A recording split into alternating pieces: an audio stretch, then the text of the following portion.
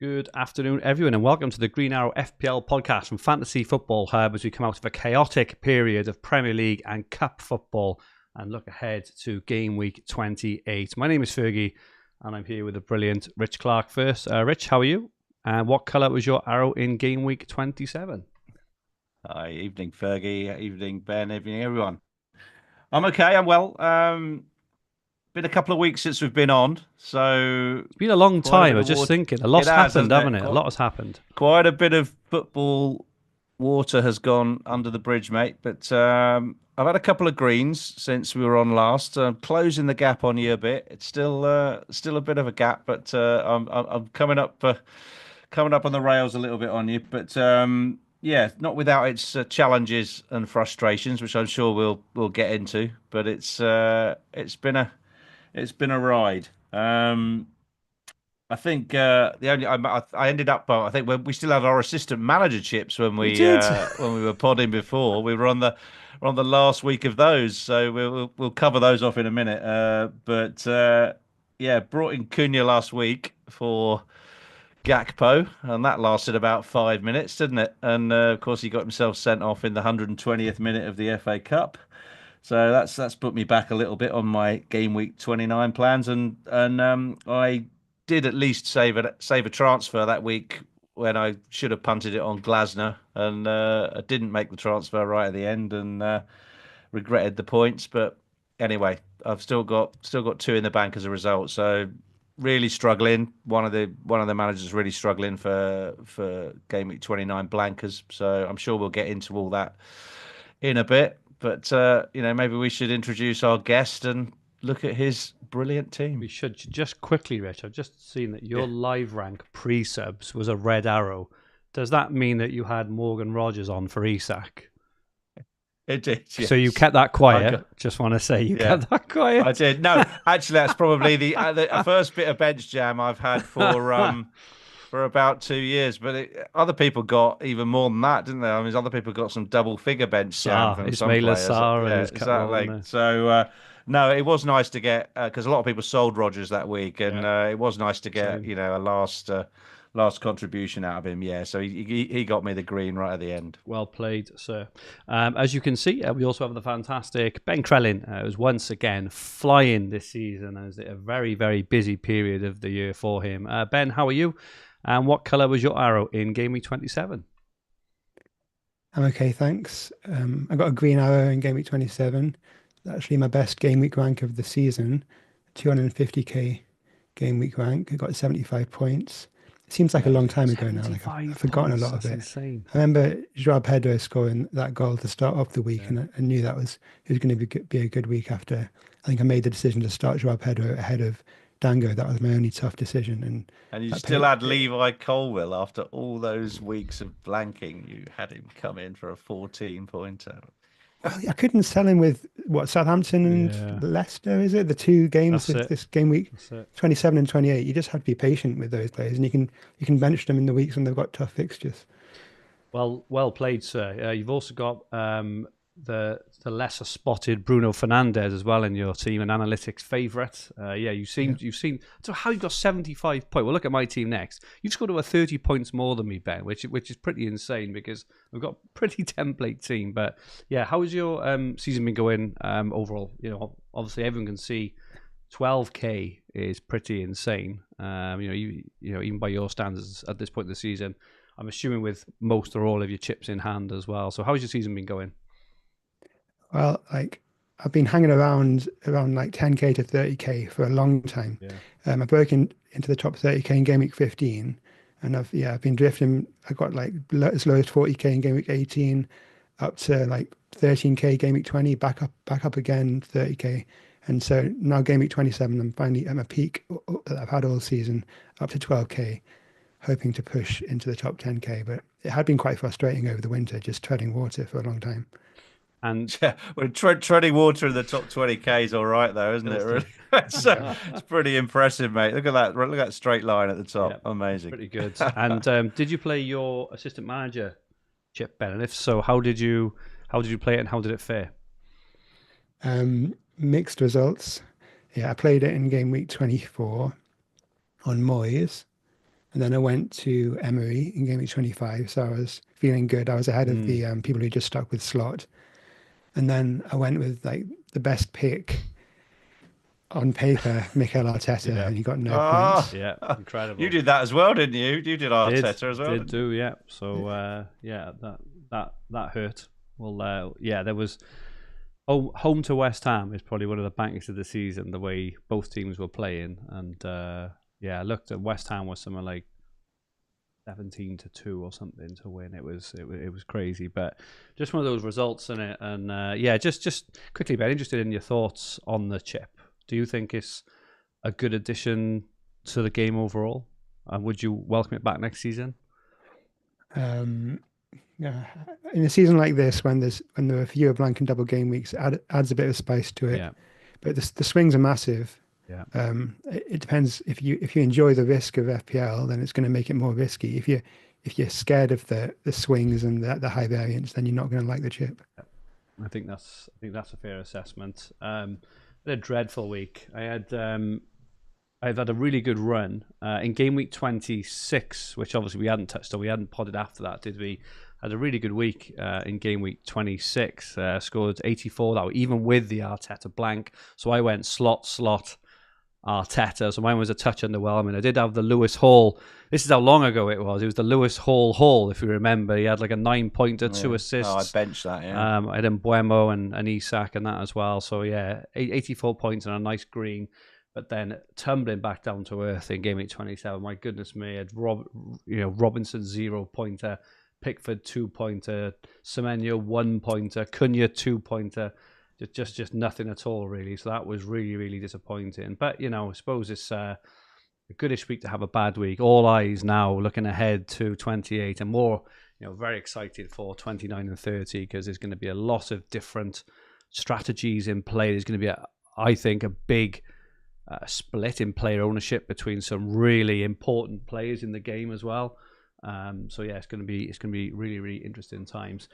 Just before we move on to talking about chips and strategy, the Green Arrow spaffometer is dusted off. We finished the assistant managers now. Rich, you did pretty well, I think, out of the chip. Yeah, I think overall with a Moyes Emery use of it, I came out with 44 points over the 3 weeks, which I think, given that we were all complete novices with using it when we had 5 minutes notice to deploy it, I think that has to go down as a smashed it. I think if you set the bar too high, I mean, obviously the optimum was Moyes, Emery, Glasner, probably, which would have got me another 12 on top of that. So there are people out there who got 56 on it, but I think anything above 36, I would say, was a good result and would be absolutely during the run-in for people that use it again. But what we did learn, obviously, is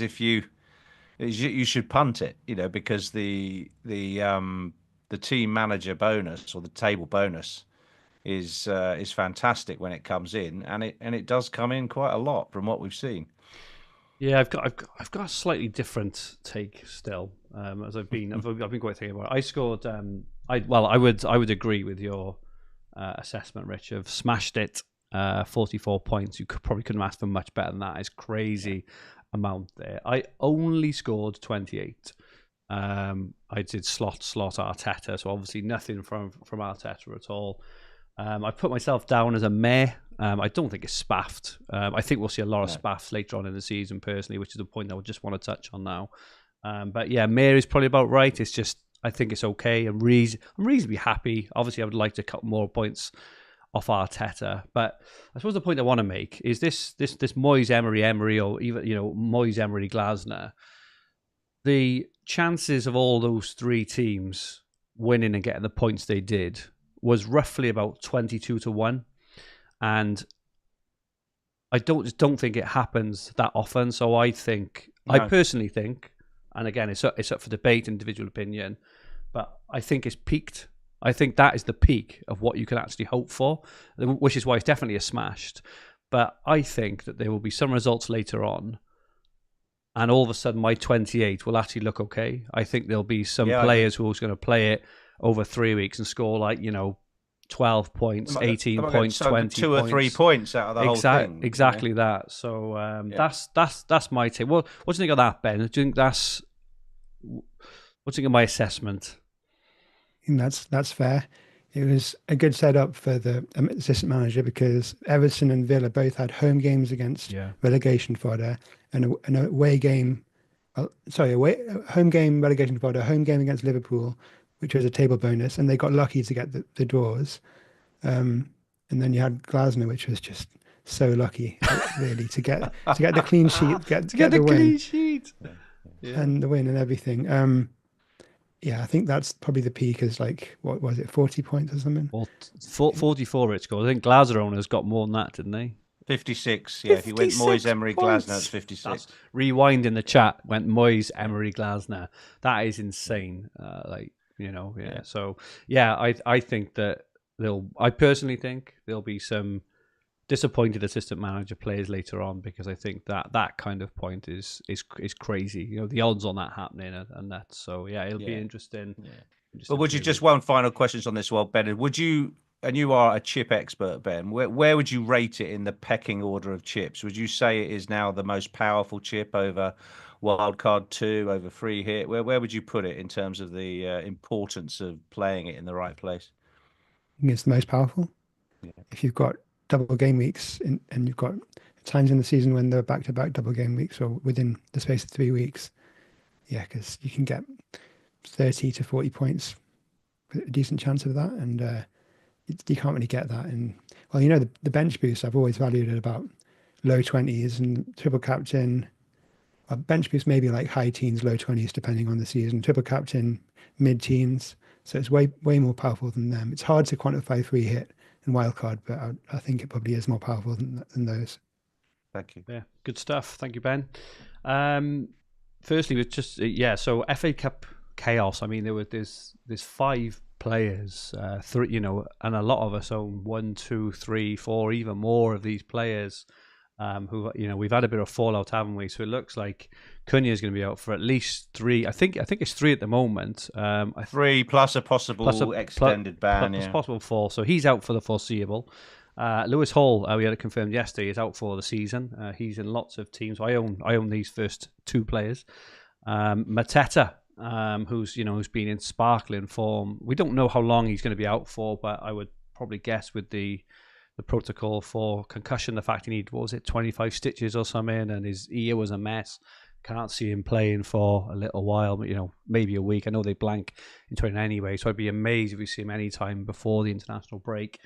Gordon got himself suspended as well. I mean, absolutely crazy. And there's a lot of uncertainty as well around Alexander Isak, around whether, even if he is fit, will he play? Obviously, with the Carabao Cup just around the corner. How many of these players have you got, Rich? I've got 3 of them, and I think that's probably about average. I've got Cunha, Hall, and Isak. Sold Gordon the other week and didn't get Mateta in due to the blank. But the funny thing is I was looking at Ben's team earlier. He doesn't seem to have any. You haven't got any Ben? Not even Isak. Not Isak because of this blank coming up. Yeah. Wow. Well played, sir. You managed to avoid. I mean, that's some sort of divine intervention there, isn't there? I mean, there really insane. is. It's quite extraordinary. But I mean, I would say for our audience, if we ask the chat how many of these they owned, the average would be between 2 and 4. I think so. FPL without boards in the chat, I just said Isak apparently spotted in training. But yeah, I just wonder with the cup around the corner, with the fact that they're really struggling in all positions, right? Defense and and attack, and mainly whether they will risk him in the game on the weekend. It'll be interesting to see, or whether he gets a kind of early one, 60, 65 minutes. You've got to play it first. They'll be careful with him, won't they? Yeah. Do you think? What was I going to ask? I was going to ask about Isak then. Ben, if you owned Isak, would you start him on the weekend? Well, we'll wait for the press conference tomorrow. Not that Eddie Howe useful Eddie Howe, particularly helpful, but I probably would. Yeah. West Ham, Callum Wilson doesn't look good at all, really. And Newcastle are pushing for a European place, top 5, although that's looking less likely now. As a Newcastle fan, it was disastrous what happened last weekend. Yeah, for sure. The season was the wheels are falling off the season almost. But yeah, I think Isak should start if he's fit, then have a whole week off to prepare for the League Cup final the following Sunday. Rich, are you planning on starting Isak? I think I have to. I've got such a threadbare squad that, and I'm trying to be really stingy with transfers. So yeah, I think I'm going to have to start him. I mean, the aggressive move is to be really decisive about the forwards you want for game week 29, and maybe sell him in combination with another player this week. But then, of course, you're running the risk of what happened to Cunha again, in terms of, like, you buy a player to get through 29 and he doesn't make 29. That's right. So you're better off doing your transfers for 29 as late as possible. So I think I'm going to start him and, use my threadbare bench if I need to. But, more on that later. But yeah, I think they'll be careful with him. And you certainly won't get much out of the press conference, I don't think. You won't. Just a lot of fluff, I think. The lay of the land. We've got Ben Crellin's FPL calendar now on screen. As we said, quite a lot has happened. It's incredible, actually, just how much these cup matches, which are non-FPL related, the impact that they have on FPL is quite insane, really. But Ben, do you want to give us your latest sort of macro view on where we are, what we should be looking at, what your updated chip strategy is, and any other thoughts you've got floating around that amazing mind of yours?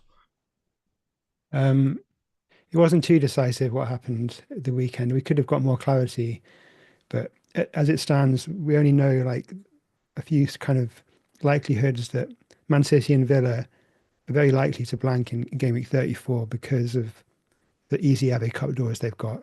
Villa have got Preston, and Man City have got Bournemouth, but you'd expect Villa to beat Preston. And that is very likely to move to game week 33 because of Villa being in Europe, and they can't afford to wait for it to move it to game week 36 if Spurs are still in Europe, because Villa play Spurs in game week 37. So that's the kind of one that stands out, is Man City, Villa moving from 34 to 33. And then the rest of them are just like really hard to call, like lots of 30-40% chances of fixtures moving.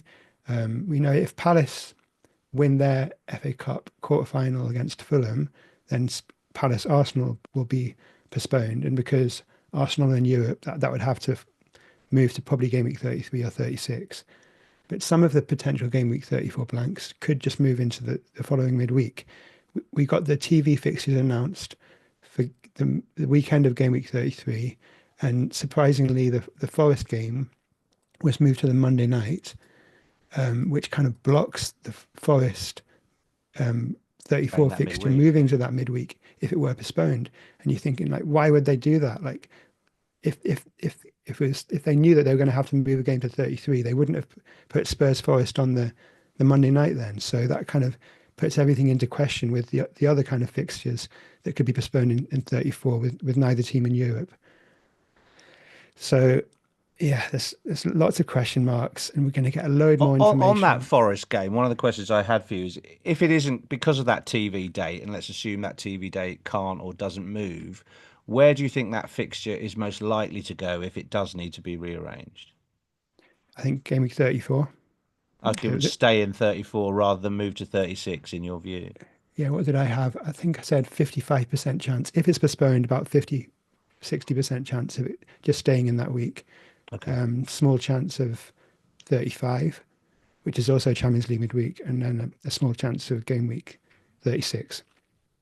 Stuff. Just to interrupt slightly, we've had some team news which may or may not be of interest for FPL. Chelsea are playing a very weakened team, but Cole Palmer is starting. And Kunku's on the bench, and for Spurs they're playing a very strong team. Interestingly, Van der Ven, Romero and Solanke are all on the bench for Spurs, so that could be maybe potentially interesting option in the next week or two. Pedro Porro is on the bench for them. Get the United team in a minute, but yeah, Chelsea very much rotated team apart from Armour. Rich, what's your current thinking based on where we are? I'm tossing up between so many different things.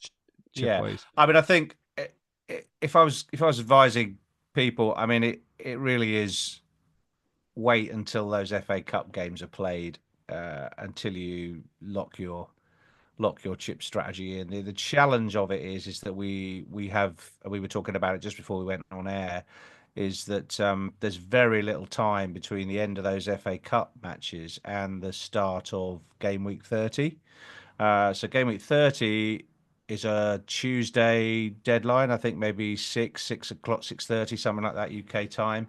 And we're not likely, I don't think, to have cup results and confirmation of fixture rearrangement by that time. I mean, I've seen some graphics out today saying there's a 50% chance we might get those fixtures rearranged, but I don't know if you agree with that, Ben, or if that came from you, but I think that sounds optimistic. I think it's more likely to be before game week 31 that we'll have some info, don't you? But even if we do get it by the deadline, say it drops at 2 o'clock on the Tuesday afternoon and the deadline's at 6:30, you're really going to want to put together this whole wild card in like a couple of hours. I don't know. Sorry. If you're on assistant manager, then you might have to, because you have to activate assistant manager for 31, 32, 33, most likely. But for most of us who aren't free hitting in 29, we're just going to be assuming wildcard in 31. I think Haaland has, if you're like going Salah to Haaland has a good fixture in 30 as well. So yeah, that's fine. Yeah, he has Leicester. Haaland has Leicester at home in game week 30, so he's a better captaincy option than Salah then. So I'll be setting my wild card for game week 31 almost certainly. Yeah, what's your thinking about at the moment in terms of your strategy and in terms of those of us, the sort of commoners in FPL who've like myself, who are just looking for a bit of a bit of advice. What are the things we should be thinking out and looking out for? Well, work out how well you're set up for game week 29 first. Yeah. Can you get to 10 or 11 without hits? If that's the case, then just use as few free transfers as possible. Even if you're getting 11 with quite a weak team, just get that 11. Save as many transfers as possible for game week 30.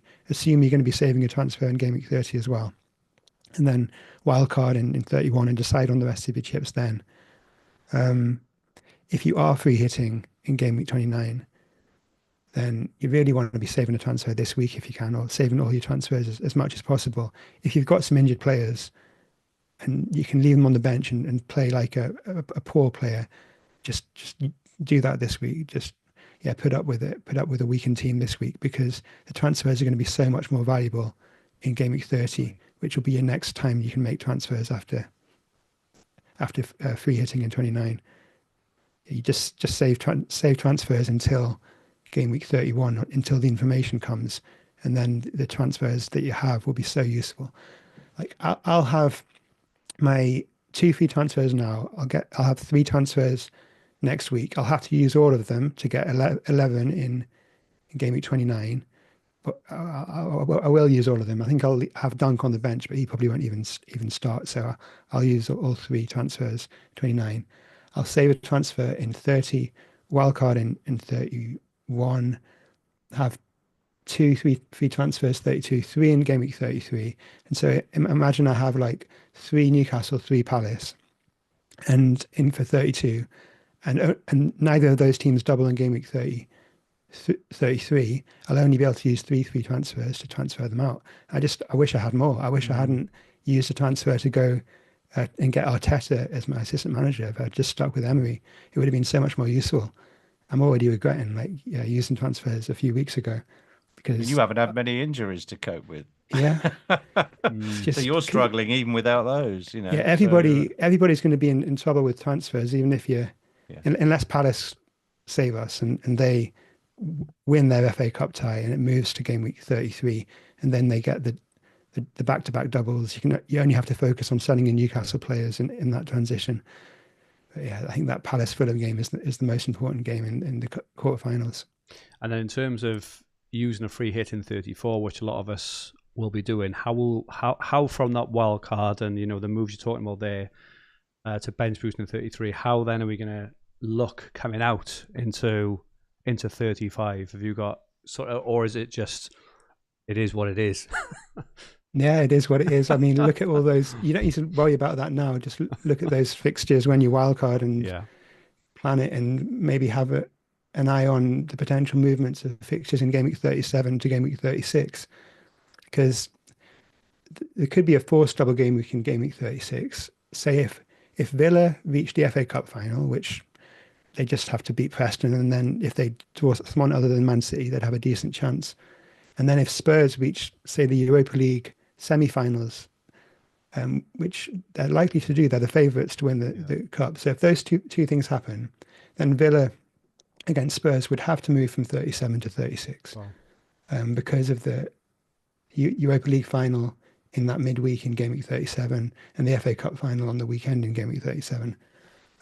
So when you get more information in game week 30, 31, when you're wildcarding, you can see that's likely to be a double game week and then followed by a blank. You can think about that when you're wildcarding. Make sure you have some Villa and Spurs players and 2 playing goalkeepers and all that kind of stuff. Are we definitely going to, assuming we don't get the rearrangements before game week 30, will we definitely get them before the 31 deadline?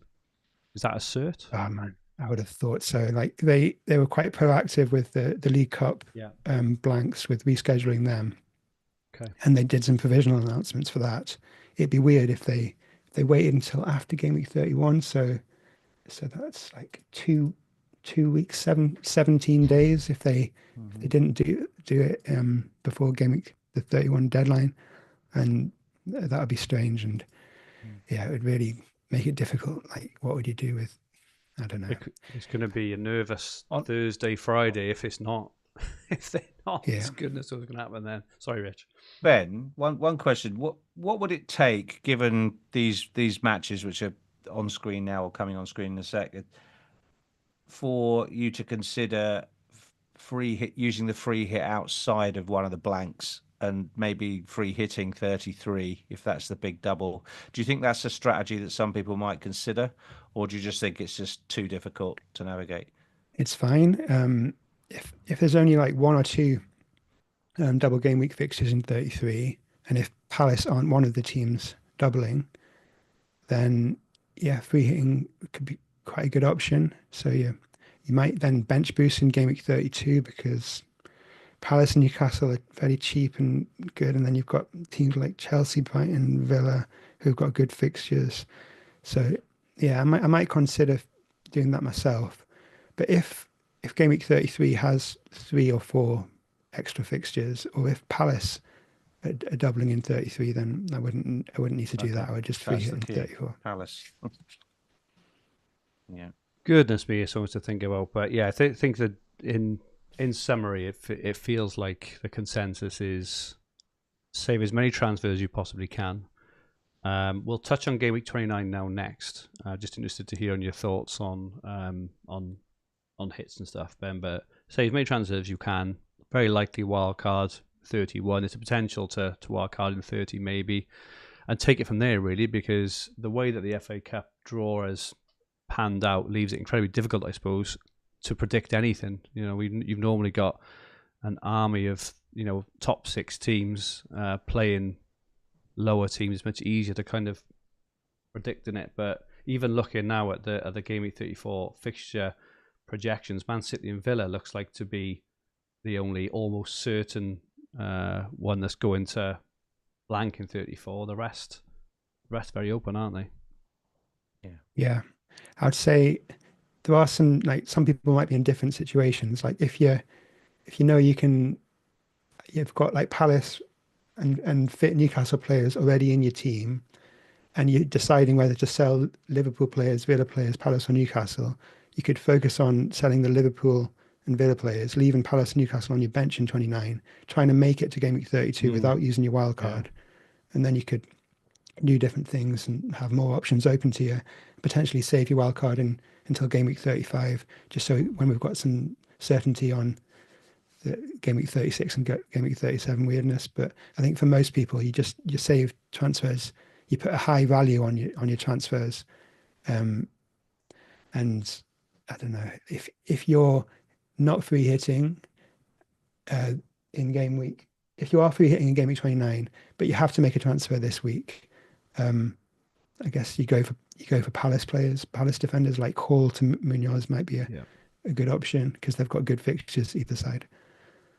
Really interesting stuff. What's your thinking, Rich? Just based on that, before we sort of wrap up the future look. Yeah, I think it's the kind of because I'm chasing. I think I'm kind of hoping for maximum chaos. So I'd like to think there's a opportunity to free hit in the double and save the wild card. But I'm just so short of transfers that I can't really do anything that ambitious. I think I'll have to go for the, if you like, the template chip strategy, which will be a wild card when we get the fixtures. I certainly wouldn't play it and guess the fixtures. So I'll have to play it like that, and then I've still got a triple captain. So saving a triple captain, I believe we won't know about the later double game weeks until around game week 34, will we? Which is the semi-final weekend. So we'll have an idea, but we won't know, will we, about those?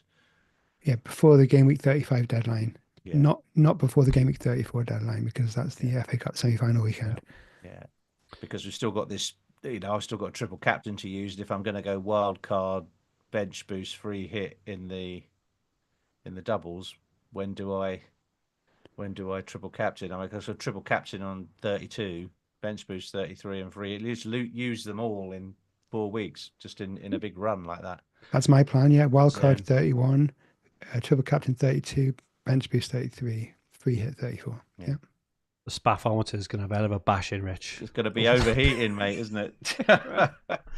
Absolutely. Okay, so let's look a bit closer to home. Great to have that future view because it gives us the sort of wider context of what we should be thinking about now over these next 2 game weeks before the international break. We've just got the fixtures now for blank game week 29 in front of us. As we know, there are 4 teams not playing in this, and it sounds like we're all in, well, all 3 of us are in very different positions. A lot of our watchers and listeners will be in different positions as well, in terms of transfer count, in terms of number of players available to play in 29, in terms of are you within a transfer or not, in terms of in reach of Haaland potentially and things like that.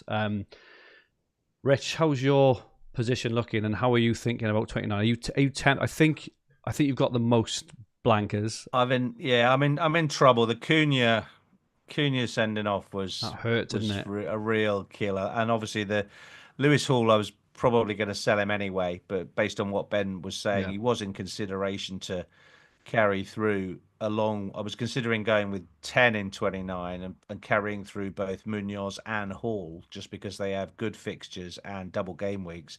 But then when Newcastle got knocked out of the cup, sort of that gave up on that thought, really. So all it's done with Hall is just confirm that he's going to be one of the players that I sell. And I've got seven blankers at the moment and 2 free transfers banked. So even with 3 next week, I'm going to be hitting, and that's with no other problems with existing fit players either. So yeah, it's precarious. Are you tempted, Rich, as it stands? Obviously, we've got a weekend still to go, right, where there could be even more of the injuries. But are you tempted now at all to play the free hit, or are you kind of wedded? If I go into it next week with 8 out or 8 plus, I probably would free hit. Yeah, I think you're going to be seeing a lot of hits flying next week. The advice is if you haven't got 11, then go for it. I've seen other advice says get to 9 or 10. 9 to 10 is okay, but we've had these free hit weeks before where the narrative is to go. It's okay to go in with fewer players, and then a couple of things go wrong early doors, like a Reguilon sending off, or oh my goodness, in the first minute or whatever, and then all of a sudden you're down to 5 or 6, and you're looking at a 12-point game week. So I'm not nervous. I do think as well. You you've got to be strong in double game weeks. Ben would back me up on that, and I also think you've got to be pretty strong in blank game weeks as well, especially if you're taking on free hitters. I will spend some chips. I'll spend a couple of hits, but maximum -8. I would say if I was pushed into a -12, I would free hit. Okay, very good, very good advice there, Rich. Ben, it sounds like you're sailing through 29. What are your thoughts on hits? Do you subscribe to this? It's only 2 points for a hit in a blank, or not? I don't know. You want to try and avoid hits all the time when possible, but yeah, I mean, I'd be okay taking one hit to get to 10 or 11 players maybe, but if you only get to 9 with 3 transfers, I might just free hit, depending on what your bench is like and how healthy your squad is. If you've got loads of injuries, then you're probably going to want a wild card in game week 30, 31 anyway. But it's going to be different for everybody. That the bar for whether to free hit or take hits might be around 9 or 8. It kind of depends on how good your squad is. But yeah, I'll be selling Watkins and Salah to get Haaland. I don't know which midfielder I'll be getting. I think I'll be selling Becker. I need to sell a goalkeeper. So if I do say like Becker to Kepa, then I'd have enough money to get Foden as my replacement for Salah. And that could be a good trio to have. Okay. How much value have you got in Salah? Does that bother you? No, it doesn't bother me. I'm gonna say goodbye to Salah for the rest of the season. No. Wow. I don't know. Like I'll have him in a free hit team in game week 34. I'll have him captained. But if you just look like in the future weeks, you're not captaining Salah in game week 30, 31, 32, 33. So it's kind of a waste of money to have him in all those weeks. I think I might, after what happened to me in the first half of the season. That's quite bold, mate. That's really good. Really good. You've got to be brave, because you're not gonna captain him in those weeks, and then like selling him would allow you to have a more balanced team to attack the double game weeks. He's kind of almost going to be weighing your team out or taking up loads of your budget and stopping you getting the best double game week players in 32 and 33. There you go. Love it, Ben. Breaking news. Ben is selling Salah. Won't be having back for the rest of the season. That is. What's the Taylor Swift song? We're never getting back together. Superb. Wow, Fergie, where do you sit on that? I can't. Well, he's just an animal at the moment. I can't see anything changing. Palmer isn't, and I think my view, I can get comfortably, I think 11 out. Well, as it stands, I want to ask you a question in a minute just on something else. But as it stands, I can get 11 out pretty comfortably. I think I will be selling as it stands, all being equal, Palmer to get to Haaland. Not sure who's in and out yet, but I do like the Salah fixture in 30. I like the Chelsea fixture in 30 as well. So my loose-ish plan, potentially, assuming that Jackson's not back, is to potentially cover that gate, because it's Chelsea against Spurs, right? And Spurs are just awful at the back. I don't think I can get Palmer back, so I'll be holding Haaland, but I may go to a Chelsea mid that week, or I may just save. It's obviously very dependent on lots of things happening in that time, but I just can't see him at the moment getting rid of Salah personally. So you're selling Palmer. Palmer has a fixture, and you're going to sell him instead of Salah. Yeah, I was thinking of selling Palmer as well. I mean, I might do if I had like more of like a deeper squad and I was able to get 12 or 13 players in that week. And are they away to Arsenal? Are they away to Arsenal that week in 2029? Yeah, but I don't know. He has Ipswich in 32, and I think you just keep Palmer. You have to be in quite a luxury position to be able to sell Palmer ahead of Salah, I would have thought. I've got a hammock out, mate. I got a deck chair and the grapes out. I am in a very luxurious position with the transfer. Okay. Fergie's got more. He's got more transfers than Letraset. Fergie, he's unbelievable. No. I just this whole debate last week, which we all saw on this, Palmer and Salah. The way I captained Salah, and the pure reason I'm very much more of a kind of old school traditionalist fantasy player in terms of, I look at the data. It definitely advises me, but I still go with my gut to my transfers. I'll never go just on data. And the fact that Palmer just hadn't been informed, Chelsea hadn't been informed, Salah is in incredible form. Whoever he's playing, he returns against, and that's why I captained Salah last week, and that's why, unless something dramatically changes, I'll be keeping him moving forward. Because how can you? I just can't watch Liverpool play and not own Salah, regardless of captaincy. Gone without him earlier. I just can't do it again. Ben, you didn't get the the absolute annihilation earlier in the season of not owning him, let alone not capturing him, not owning him at all. And I just can't trust Haaland to the extent that he's now garnering interest again because of these upcoming fixtures and the doubles and stuff. But City have been underwhelming in general, and I just don't think it's worth sacrificing Salah for him. So it'll be interesting to see how it plays out. You'll probably be right. You normally are.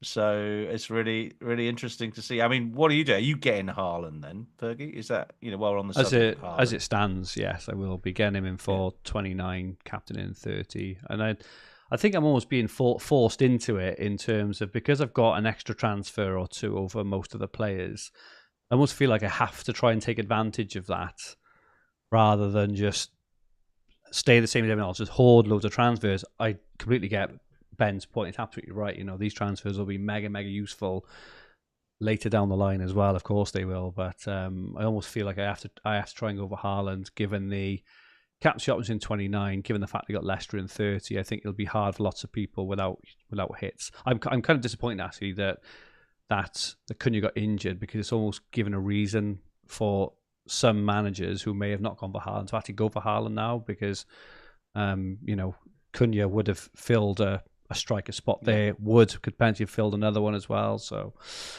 but we'll see. I was very smug a couple of weeks ago, and obviously that is always followed up by a huge red arrow, which is what I got, which I deserved. But hoping now this week and next week, the fact I've got these transfers in hand will start to count.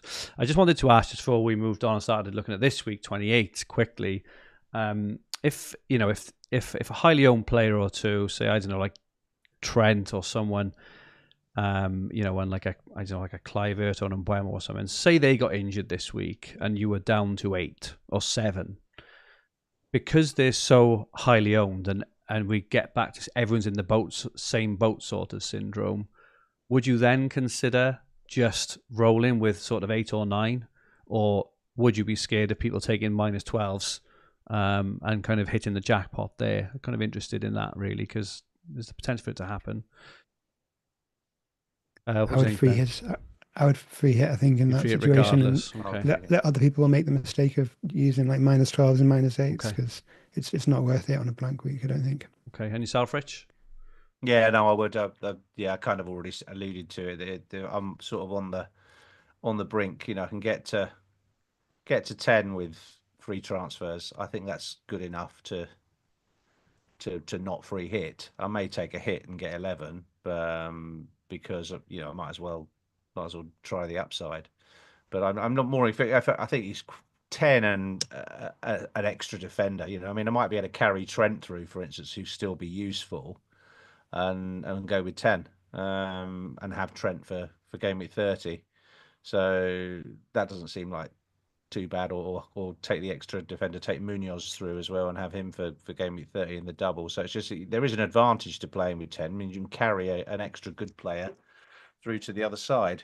So I think I will not be free hitting. I've come this far, as long as I don't get another flurry of injuries this weekend.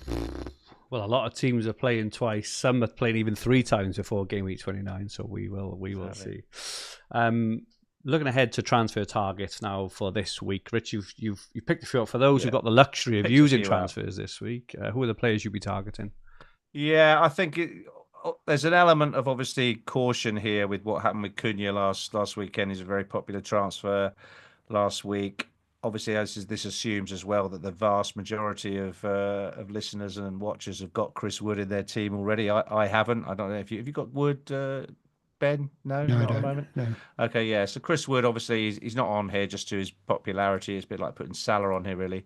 But if you are going for a lower ownership player who has game week 29 fixtures, we've got Marmoush at the back there. I think if you don't want to go all in on Haaland and start selling Salah and ripping up your team value to get Haaland in, then Marmoush is available for just over 7 million and scored a hat-trick the other week. And he I wouldn't say he covers Haaland, but he does give you some City cover for their fixtures and could well have a good couple of weeks. So I like Marmoush as an option. Gvardiol, I think, is probably the standout defender to buy for game week 29. You'll see a lot of people doing Trent down to Gvardiol because it releases quite a bit of cash, but still gives you that premium defender option to take into the doubles and the games the other side. As you say, we've got Leicester in game week 30 as well. So Guardiola, I think, could be very popular. And then up the front, we've got Mr. Visser, who we've all owned, I think, at some stage this season. You had him first, Fergie. I talked about him a lot and then got him in, and he's been really good. The only issue I'm not sure about the double up with Mbeumo. I think if you haven't got Mbeumo, then Visser makes a good option for that forward slot. Evan Nielsen is back on radars. I think, are you both Dango owners? Yeah. Are you nervous? Are you nervous about the weekend? I mean, Evan Nielsen started in the cup. I think did he score? He did score, didn't he? Yeah, in the he cup? did. Yeah. And could well take Dango's place, or mean reduce minutes for Dango. So he's an option and very low owned as an option, the Bournemouth striker. And then we've just got another defender in there because we've got so many injured defenders or people looking to offload defenders who blank. Aït-Nouri looks to be the other cheaper option to maybe replace Lewis Hall for those that own him. So I just threw those together, although none of them have great fixtures this week. So I wouldn't necessarily say get one if you can't get a side out this week, but otherwise rolling your transfer is preferable. I'm thinking of getting two of them. Are you? Got so many transfers still. We'll touch. Which two? Oh, I won't spoil it. I'll do that when we get to my team. Okay. So I'll all right then, mate. Okay. Okay. But yeah, what do you think of those, Ben? Or would you add any to the list there? Did you say Aït-Nouri could be an option? Yeah, Aït-Nouri is on the slide. Yeah. Strand Larsen. Yeah, that's a good show, Strand Larsen. Yeah, you're only making a transfer if you've got an injury and you can't get to 11 players this week. I'd say so. You might be forced to, and if you are free hitting in game week 29, then get a Palace player. I think Sarr is cheap. Eze is good if you've got the money, and Munoz as well. I don't know about Nketiah if he's nailed to start now, but he could be a good option as well. Just looking at predicted points for the next 3 game weeks. Haaland top 21.8, Palmer second 20.5, Salah third, obviously blanks 18 points there. Saw Salah's predicted to get 9.8 points against Southampton this week. That does assume 90 minutes, so you have to apply everyone's own layer of discretion on minutes there. Wood 16.2, Foden, Semenyo, and Nkunku. I'm amazed, Rich. We've got to 49 minutes in. I haven't mentioned Nkunku. We'll touch on him in a bit. And Mbeumo, Kluivert. I laughed at your punt, didn't I? You laughed, mate. And some other players there. They're all hovering between sort of 15, 18 players. But Haaland stands out with Palmer as the top 2 over the next 3 game weeks overall. Best captain for this week, Salah, top of the pops on the vote, 86% of the vote, and also top on predicted points at 9.8. I think it's one of the highest we've seen, if not the highest we've seen this season. Palmer is second, 7.7. Isak 6.8. Obviously does assume 90 minutes. That's what we've got down for these players. I think some of the other models out there, I think they have a much closer, don't they? Isn't Palmer coming out quite a bit higher on some of the other analytics models, Ben? You look at them, don't you? Yeah, I do, yeah. Palmer's top if you reduce Salah's minutes a bit, into the low 80s, the 70s, then Palmer's the best option. I'll be interested to see Palmer tonight because they're obviously starting him in a weakened side just to get his confidence up because he's been so like bad at finishing the last few weeks. But if he bags a few goals tonight, then maybe I might captain him. I don't know. Going to go for it again. I mean, yeah, we will come on to who we're going to captain in a bit. But if you look at the poll there, he's not even getting a look in based on last week's performance, is he? He's like, was it 5% going for him and 84% Salah based on the poll? What are you doing, Rich, at the moment? Oh, Salah all the way. Yeah, I went Salah last week. Bit disappointed there wasn't a higher advantage at the end, but those that went poll, you could see that the amount of chances, the statistical argument was correct to captain Palmer. He had an absolute shed load of chances, didn't he? Just didn't do anything with them. So I'm definitely going Salah though. It is it's the Wednesday Tuesday turnaround in the Champions League because some teams get like the 8-day gap and some teams get the 6-day gap, and Liverpool have got Wednesday to Tuesday, so Southampton is like right in between, and you could see them taking players off. But I suppose Salah could do very well in just 60 minutes and then get taken off. Well, Chelsea, who've been very poor of late, beat Southampton 4-0 very, very easily. I just can't look past Salah. I just think it's overthinking it. I also think, again, just from a pure footballing view, that the injury to Nicholas Jackson kind of affects Palmer's output as well. You know, I personally think that Jackson's a bit of an underrated player. He's, at the moment Palmer's playing with a few players around him he's not used to really playing with. They haven't got a recognised forward who he can feed off and feed balls into. The player who can sort of streak in behind like Jackson does, which I think is, I think it's affecting Palmer's output personally. I can't look past Salah, even if he gets.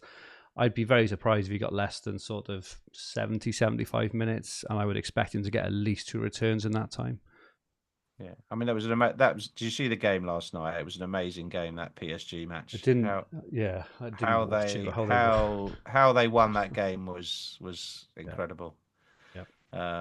So based on obviously right at the end, Elliott scoring, Nunez coming on and creating the goal, I can see Darwin starting that game. I can see him it's the ideal game to play Darwin and give a bit of a rest to the likes of Diaz perhaps and some of the others that are going into that game. But I still think Salah will play. I still think Trent will play. So I'm not too worried about the Southampton match in terms of X minutes. I know someone in the chat wanted to know about Salah X minutes. What will it take for you, Ben, to go for Palmer? I don't know. Other people who I admire also going for Palmer. I don't want to be on my own doing it, but if other good FPL managers do it, then I might do it. But it is probably might be last week earning Salah, so I guess that's a reason just to captain him one last time and then sell him. Can't believe you won't be owning our captain in Salah for nearly a third of the season, Ben. So especially since the third he's just had, that's crazy. But you are ranked, I think, number 1 in England in FPL at the moment. I think that's right, isn't it? So all-time number one manager, Ben Crellin, and we're laughing at his. We're not laughing at him, obviously, but we're kind of looking with at least one raised eyebrow. I think he's selling Salah. He's probably very Roger Moore, Fergie. Yeah. Absolutely. How about a Game Week 28 wildcard team? So this, if you were wildcarding this week, so it just gives a hint of some players to kind of look for. It goes for Jorgensen and Flecken in goal, Trent, Munoz, Gabriel, Castagna and Howard Bellis, who've got a half-decent home game in 29. As the back 5, Salah, Palmer, Nkunku, Semenyo and Dango. So even though Dango's minutes are potentially reduced, we have reduced his minutes and his XG according with his position. He's still predicted to do okay. Still makes the bench. Still got good fixtures, I think, is the thing in it, really. And then Isak, Visser and Wood as the forward line as it stands. So if you can feed your chip strategy in on fantasyfootballhub.co.uk. So if you do that and say you're not free, you're not free hitting 29, you're free hitting 34, you're wildcard and this and the other, it does take all that into account. So But yeah, and Kunku is probably the one who you wouldn't expect to see in there. But after the way he performed last week, I had to look at the stats as well. He was, even though I think Neto was playing more as the forward, but Nkunku far outstatted Neto last week, and he's home to Leicester this week.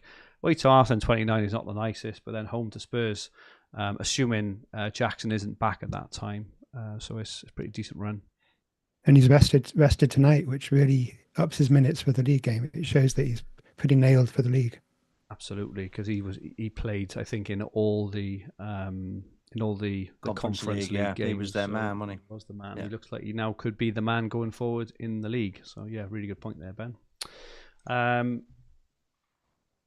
I missed. Oh no, I've spoiled the Fergie's a punt this week. The slide hasn't clicked. The slide hasn't clicked through. But I'm going for a Chelsea midfielder. I was going to go for Nkunku. I think it's fairly obvious after I've backed him the last 3 weeks. But I've just put up a different one now. I've gone for Pedro Neto, just because he played as the forward. I don't think he's in the squad this evening, even Neto, unless I've missed it. I did have a quick look earlier. I couldn't see him in the squad. Let me just see. Let's just check on that. Actually, we'll have a look on that. Yeah. But yeah, Neto and Nkunku. I just think this Leicester game and then the Spurs game in 30, and they play. It's a tough game against Arsenal in 29. Assuming they're back for 30, which is after the break. Jackson's not back. I think either of these two. I prefer Nkunku. I looked at the stats, as I mentioned earlier. I was quite surprised to see he had quite superior stats last week. I know it's only one game, but that's all really you can pull him on, given the opposition, and he had far better stats. Another one is potentially Enzo, but no. So Sancho. Sancho as well. Not for me. I think I'd ever pick Jadon Sancho in my fantasy team personally. Who would be your Chelsea midfield pick, Ben, if you had to go in this week? Nkunku, definitely. You hear that, Rich? Did you hear that there? Yeah, I don't know. But probably just named 4 of them between you. That's your problem there, is you don't know which ones are going to start. Mate. Nkunku was all the right. man. Okay, I'm still not convinced on Chelsea. I know they played Southampton last week, but there are better places to invest my valuable free transfers, I think. So I think Leicester could even get a result. I honestly think, interesting stuff.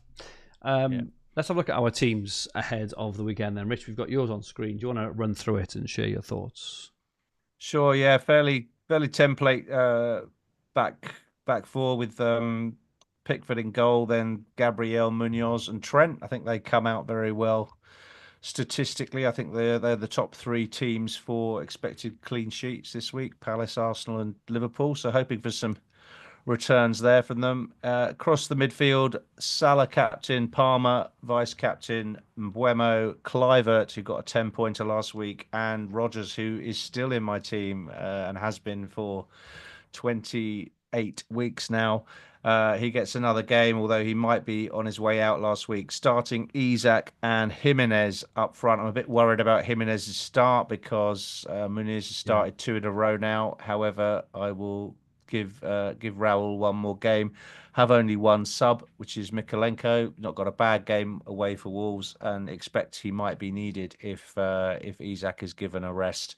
But I could sell Cunha. I could sell Hall, but I think I'll value taking 3 free transfers into game week 29, and so I'm going to do that and have a good old reshuffle and probably take at least one hit next week. Whether I'll get Haaland or not, though, I'm not as convinced as you guys, because Ben's put the idea in my head about selling Salah, but I really was looking at combinations that involved selling Palmer, to be honest, and keeping Salah for the rest of the season, even though he doesn't have a double game week, or may not have a double game week. So I still value the games he's got ahead. You've got a lovely third defender there in Munoz, Rich. I think it's he's been doing really well. Superb. And scored in the FA Cup as well, didn't he? Yeah, he's likely to come through 29 with me as well. Not really going to let him go. So yeah, I like the team, apart from the fact it's very stretched. This week, if Isak is out or Raul doesn't start, then not going to get much change out of the forwards, but it's okay. I'm surviving. And the Cunha thing, I would have had 11 out with 3 transfers if it hadn't been for the Cunha injury. So, but there are loads of people out there that are like that, aren't they? Yeah. So I'm not going to be alone taking a hit next week. Your transfer recommendation, Cunha to Wood, your optimised one. That is what. Yeah, it is. It is an opportunity to finally get Chris Wood in the team, but it's not a move for someone who's chasing, is it? You're buying into a 70% owned player. You're better off going for a 5% owned Marmoush, right, and hoping that he goes off. I mean, surely, if you're looking to gain. Although I know that if Wood scores, it's all over, kind of thing. But it just doesn't seems very safe to get Chris Wood. Do you think I should get Chris Wood?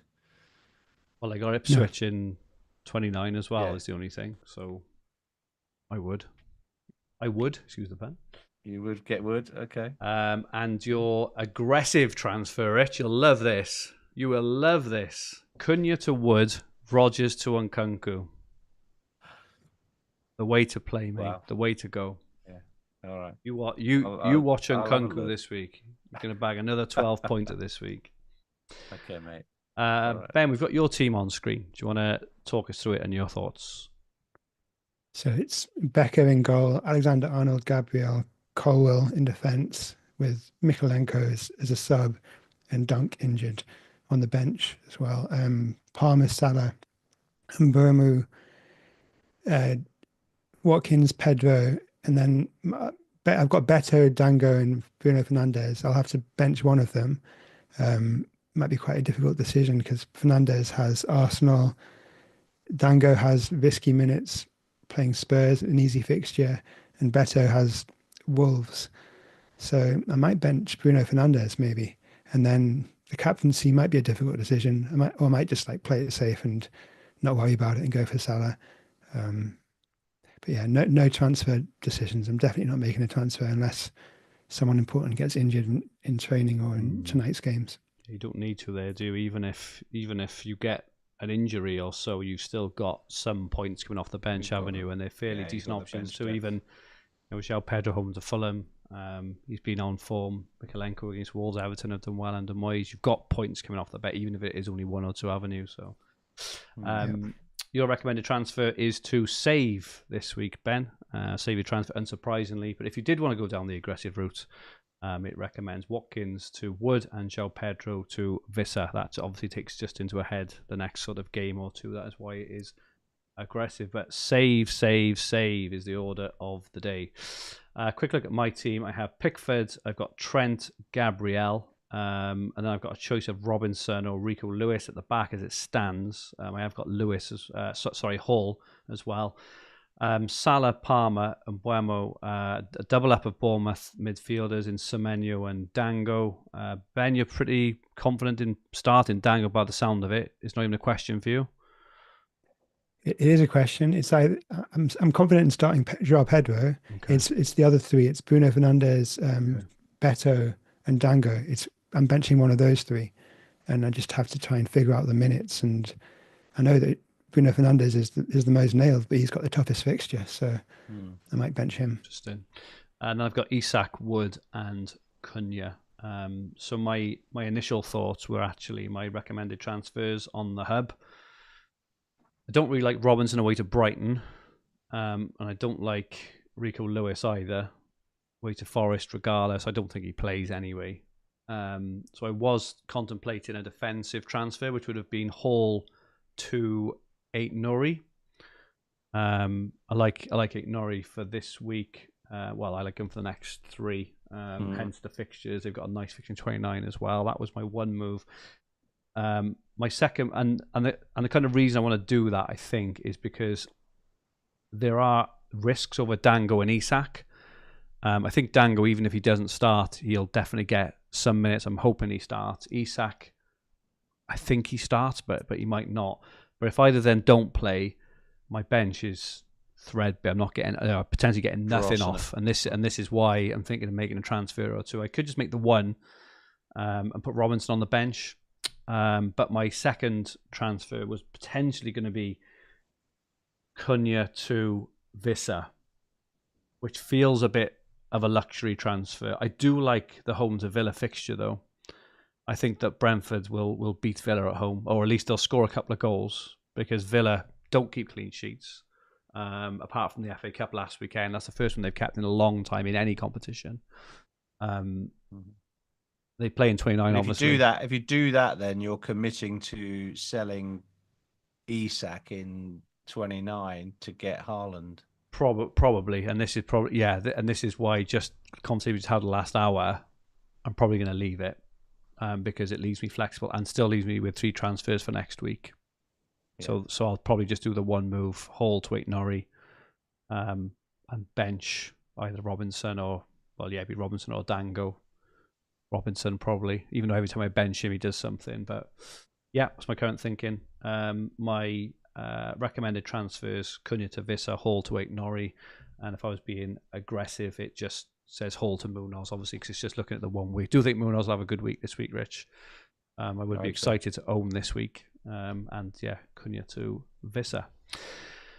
That is it for us this week. Thank you so much, everyone who's joined us in the chat. So those who watch it back and those listening on the podcast versions, your support is very, very much appreciated as usual. Rich, thank you so much. Where can people get hold of you? At Rich Clarke FPL on X and Blue Sky. Ben, absolute legend. Thank you so much again. You know, so much insight, so much thought goes into everything you do, and we really, and we all really, really appreciate it. Where can people get hold of you and your content? Thanks for having me. I'm Ben Crellin on Twitter and Blue Sky. I think next time I come on, maybe in 30 or 31, it'll be a lot more clearer, a lot clearer, and we should be able to, just speak with more certainty on what to do. I think. And smell a Wildcard special game week 31. That would be nice, wouldn't it? Imagine all of us on Wildcard. That would be so much fun. This podcast and video will be on the Fantasy Football Hub YouTube channel, with the podcast versions available on all major podcast platforms. Just seen FPL Without Borders put Villa in the bottom 4 for XGC this season. Just another thing on that tiny, Vissa point there. If you did like what you watched, please press the like button and remember to subscribe to the channel in the bottom right-hand corner of the screen. If you enjoyed your listen, please rate the podcast and leave a comment. Drop us 5 stars. Drop us a comment. We really, really appreciate it. And we will be back, Rich and I will be back next week, looking forward to blank game week 29. It seems like we've been talking about it for about 3 months. And next week, coincidentally, will be the 200th episode of The Green Arrow, which is pretty insane milestone. I think this is I can't remember, it's our 5th or 6th season, but 200 episodes. Something to celebrate next week, Rich, after we war chest of transfers to spend as well. What a week it's going to be. In the meantime, we hope you have a fantastic game week 28, and may all your arrows be green. Good night all.